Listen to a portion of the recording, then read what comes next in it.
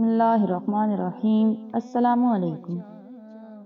اللہ تبارک و تعالیٰ کے نام سے شروع جو بڑا مہربان اور نہایت رحم کرنے والا ہے۔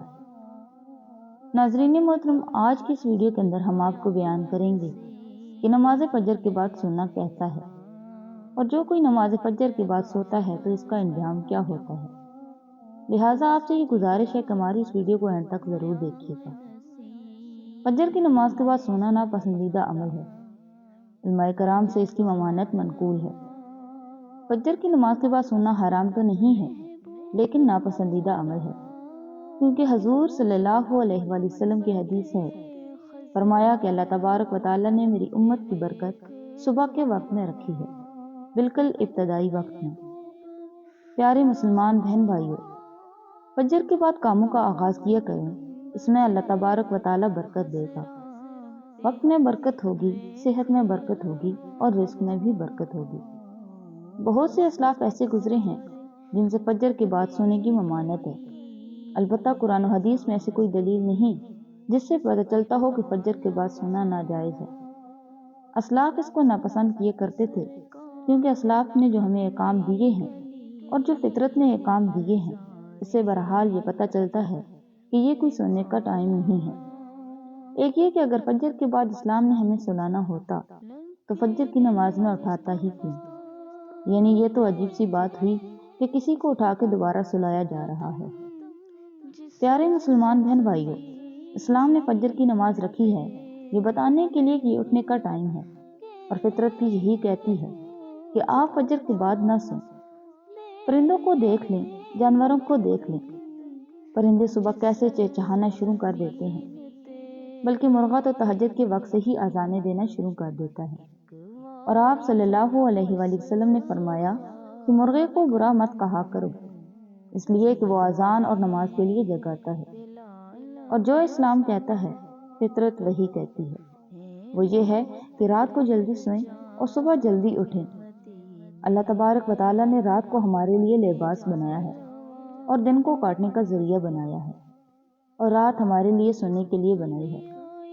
اللہ تبارک و تعالیٰ نے دن میں ہمیں کام کاج کرنے کے لیے پیدا کیا ہے، اور رسول اللہ صلی اللہ علیہ وآلہ وسلم نے ترغیب دی ہے کہ صبح اپنے کاموں کا جلدی آغاز کیا جائے۔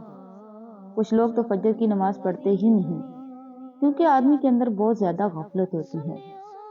آدمی کا گہری نیند سے اٹھنا مشکل ہوتا ہے۔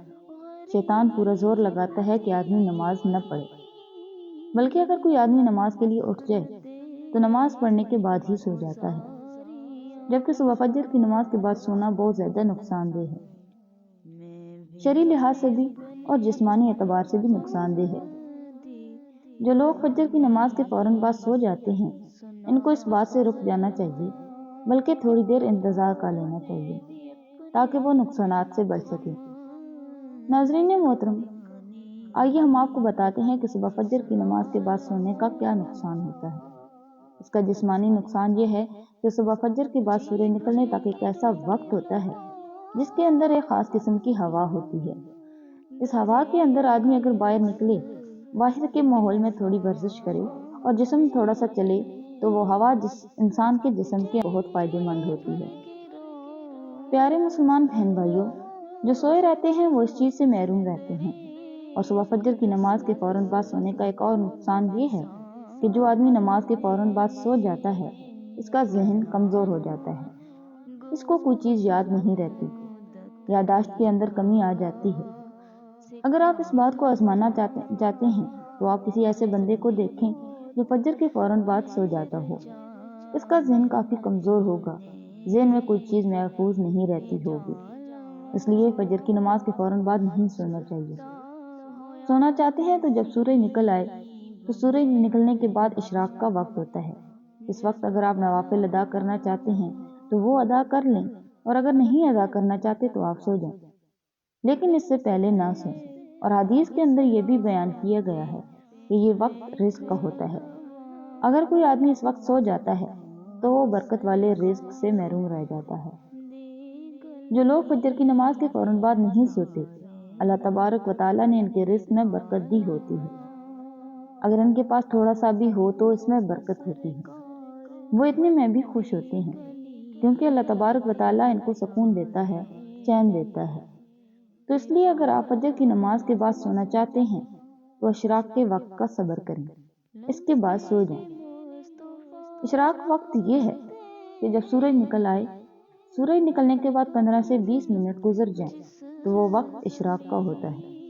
اگر آپ چاہیں تو اس وقت نوافل ادا کریں، اور اگر آپ نوافل ادا نہیں کرنا چاہتے تو اس وقت آپ سو سکتے ہیں۔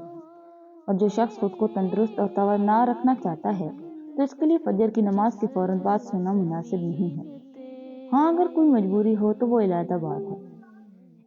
فجر کے بعد برکت ہوتی ہے کیونکہ آپ صلی اللہ علیہ وآلہ وسلم نے ارشاد فرمایا، میری امت کے لیے اللہ تبارک و تعالیٰ نے صبح کے وقت میں برکت رکھی ہے۔ صبح صبح کوئی بھی کام شروع کیا جائے گا تو اس میں برکت ہوگی۔ افسوس کے ساتھ کہنا پڑتا ہے کہ بہت سے غیر مسلمان نے اس پر عمل کرنا شروع کر دیا ہے۔ چائنا کے لوگ صبح صبح اٹھ جاتے ہیں۔ تھائی لینڈ میں فجر کی نماز کے بعد ساری مارکیٹیں کھل جاتی ہیں۔